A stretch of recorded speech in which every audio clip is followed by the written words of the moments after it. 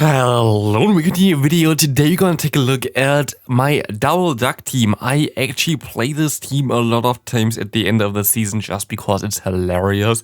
And actually it still works really good. This time around we're actually going to be able to upgrade this team a little bit. We have now on our team the NiRiain, which we never had prior. We usually played it like basically like a Bastion and double fighting type team, but nowadays it's a little bit tricky. There are a lot of times also scenarios where okay, this opponent I guess just completely forgot how to play. That's very good, but we just gonna talk over it.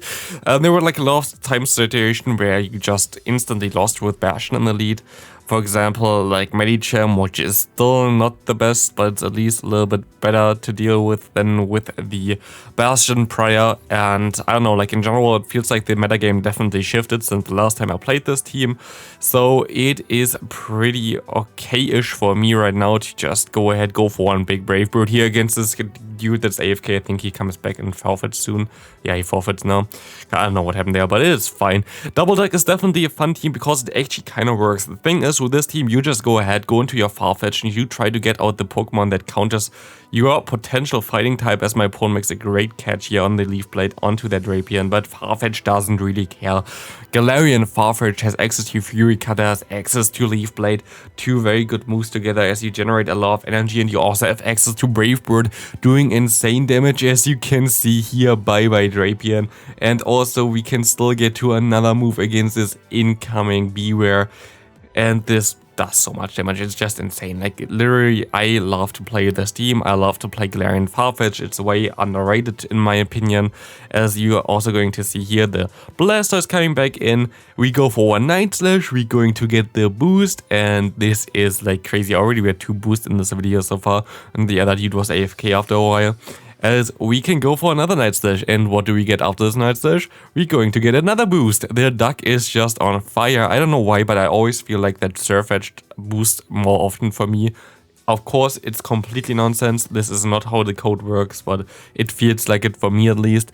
So we see a Greedent coming in here. The thing with Greedent is, it has such a spammy moveset that I'm just going to go ahead and shield this up and try to farm all the way down. I don't think I would have been able to KO him with one Leaf Blade from this range yet, so I have to kinda like, yeah, have to play a little bit around it, to be honest. I go straight for one Leaf Blade here against this Nidoqueen. They might want to shield it because we can have Brave Bird and they do want to shield this, but we just have the Leaf Blade here, which will still do like half of its health, which is going to be nice as we see a NiRiain coming in, which means this is a good game, right? Like there's not a lot that we can do here. This is sadly the case, you would think, as we see the Power Punch coming in. We go ahead and go for one Leaf Blade, and this game is kinda already over. The NiRiain just gonna sweep us or not. We just get energy so fast with our Galarian Farfetch'd that we can just completely annihilate this NiRiain with one Brave Bird and win us the game here. In general, I went really positive with this team, and I have no idea why. But also I would guess, like, if I play this team more, I would go negative eventually. I don't think this team is very good, especially something like this Victory Bell. I don't like to see. I don't really have an answer for this, and especially I don't have an answer for them if they go for Acid Spray here, and they exactly do this. I can go into my Sirfetch'd, and this doesn't look too good. Let's see what they're going to have in the back. We're going to see a Sableye. That's actually usually a good matchup for my Sirfetch'd. Just not today, because this will just completely annihilate me, and we see a Bastion coming in here. Very bad for us, because if we just had the Pokemon alive all and like we didn't get the Victory Bell in the lead, we would have been fine here, because actually it's still going to be kind of close here.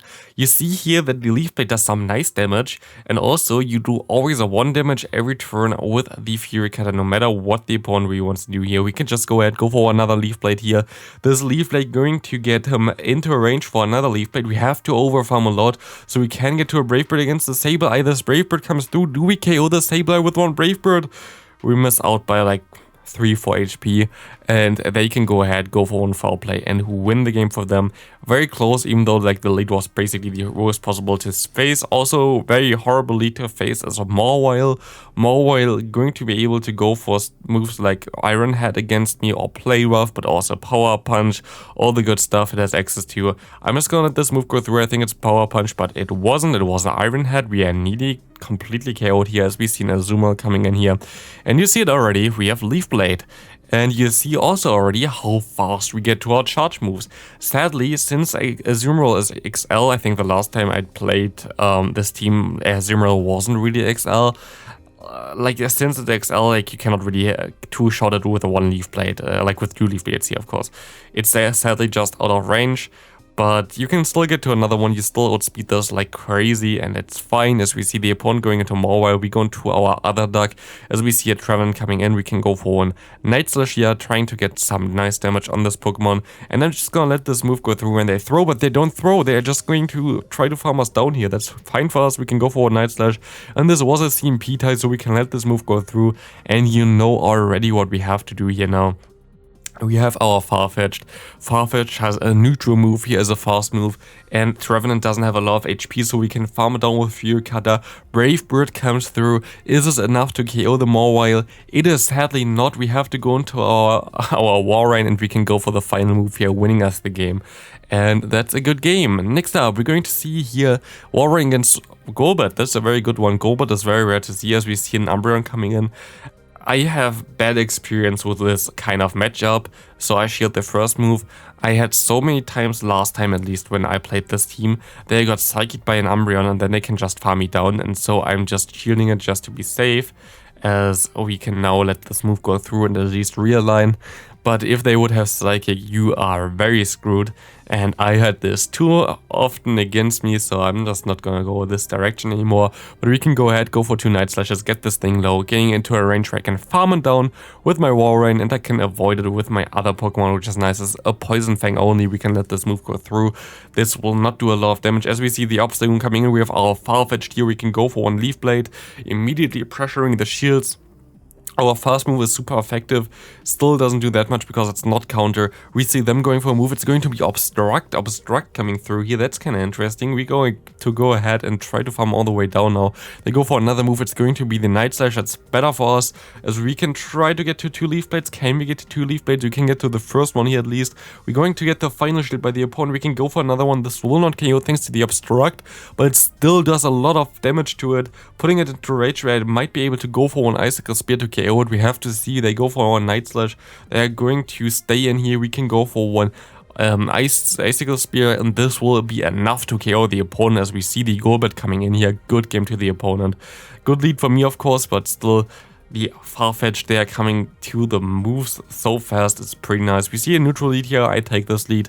Sableye is pretty decent for us. We just go up to an Earthquake and then throw our Icicle Spear. I'm still going to shield here because it could be a return, and it was a return. Why would people run return or like play return against this Walrein in this scenario? If they would hit the return, which happens a lot of times, they would actually be able to farm you down afterwards, which is kind of annoying, of course, for the Walrein. So that's why you shield it. We see a Medicham coming in here with Power Punch. That's horrible. They get even to another move, and this doesn't look good whatsoever. We have to swap into our Farfetch'd. We have to go for some Leaf Blades, and we have to hope that we can somehow KO this Medicham here, as we can go ahead, get the final shield of the opponent, but we also have to shield this move up here, otherwise there's no chance for us. They still go for the Power Punch, but we should be able to outspeed them, but they go into the Golbat, and this doesn't look good for us. 1 Brave Bird comes through, doesn't KO the Golbat, and this is very tough as we have only basically our Sirfetch'd in the back. They can KO us here, we can get 1 free counter for the Sirfetch'd, and we have to see what we can do with this little duck here in the back. We see the Sableye coming in, we can go for 1 Night Slash. This will be enough to KO the Sableye. This will be easily enough also now to get to another Leaf Blade and KO the Medicham here. As you can see, this team, even though it's triple weak to Medicham, can deal with Medicham in some certain scenarios. As we see the next opponent having Walrein against Diggersby is a very good lead for me, especially as my backline is very good against Diggersby as well. We see the Victory Bell coming in. I hate this Pokemon. Why does this exist? I don't want it to be here, but yeah, we don't get to another move. But we at least get him a little bit lower, as we can go into our Farfetch'd again. We can shield the incoming Acid Spray again. We can swap out again into our other duck, farming this thing all the way down. But we have more health than last time, which is very nice, as they're going to go ahead, go back into their Diggersby here, which is interesting, means they're kind of weak to me in the back. I can take 1 Fire Punch here, I'm pretty sure, and I don't really want to lose all my shields yet, as we see a Charm user on the back. And this game's over, there's nothing I can do anymore, and like in general, I couldn't do anything against Ninetales, as Ninetales wins against all our 3 Pokemon. Luckily, Ninetales is not as common, as we see a horrible lead again with the Deoxys defense. We can go ahead and go into our duck. You see how much damage our fast move does, as we have the Fury Cutter, which is super effective. As we see a Vigoroth coming in here, we can go for 1 Leaf Blight, and we can get this thing already at half health. We can go for the Brave Bird now. They might want to let this move go through because I think they outspeed me, but they actually going to let this move go through there. It's totally fine for me. I can still get to another move. Nope, I can't.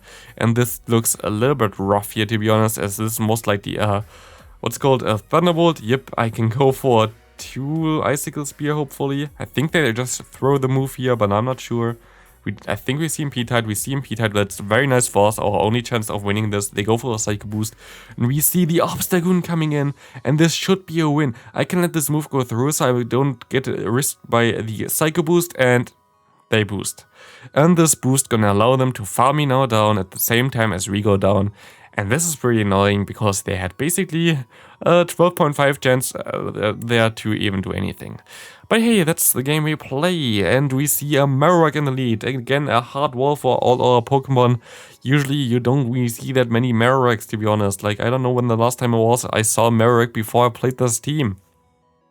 But it is fine, we can shield, like we get the shield here with 1 Icicle Spear. We can go ahead and shield this Shadow Bone, we had 2 shields down already. We're going to bite them with the Icicle Spear.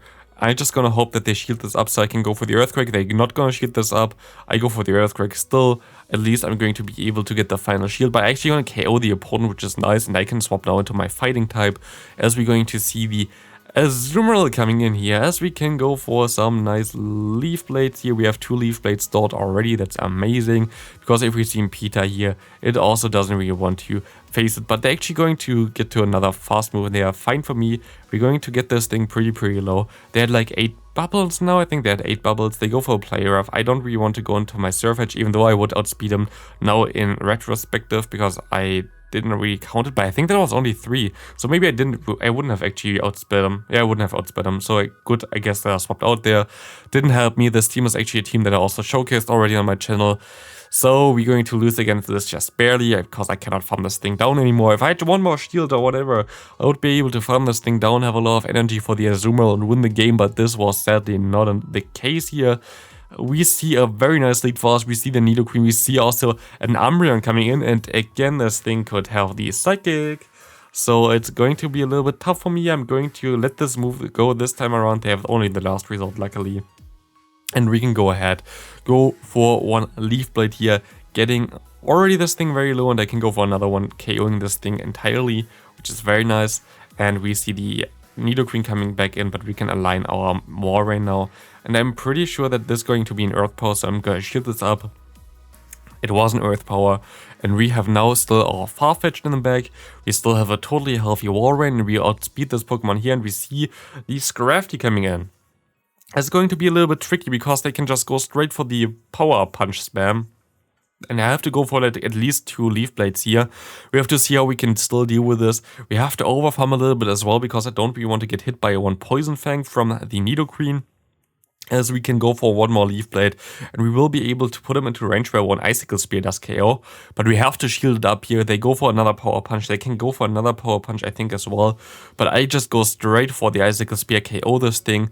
And now let's see if we can still win against this Nidoqueen. We will be able to reach our move. They can get to 1 move, but 1 Poison Fang will not be enough from this range to KO us. We will be able to win this game here. Of course, we won the lead, and we also had a pretty decent backline against their backline, which just helps in this kind of cases.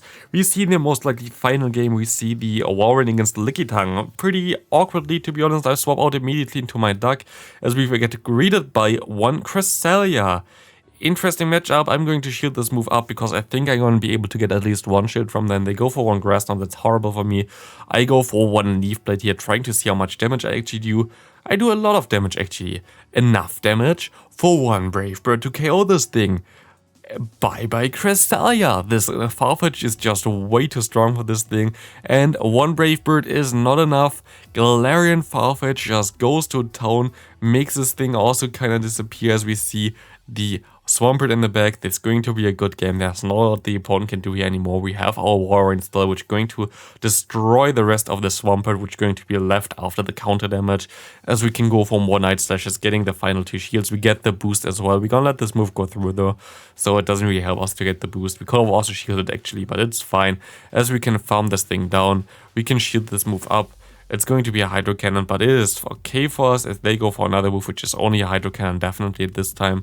And we will be able to go for the swap into our duck to catch the final Body Slam, or Power Whip even. Power Whip would have done a lot of damage to us. I should just went for the Icicle Spear immediately and won the game, but it is fine. We're just swapping perfectly on our duck as we can win the game now against the Swampert. Thanks for watching, see you next video, have a great rest of your day, and bye!